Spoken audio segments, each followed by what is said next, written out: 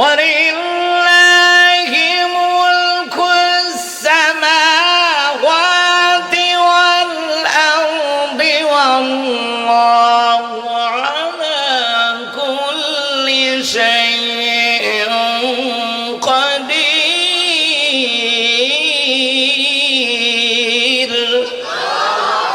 আল্লাহ তাআলা বলেন, আসমান এবং জমিনের বাদশাহী আমার, আসমান এবং জমিনের ক্ষমতা আমার, আসমান এবং জমিনের রাজত্ব আমার। আমি আল্লাহ তাআলা সর্ববিষয়ে ক্ষমতার অধিকারী। ক্ষমতা কার? তো রাজত্ব কার?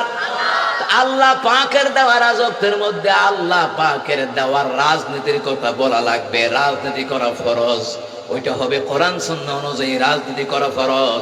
আর আবু জাহেলের মতন রাজনীতি করা হারাম, নমরুদের মতন রাজনীতি করা হারাম, মুসলমান ইমানদার ফেরাউনের মতন রাজনীতি করা হারাম।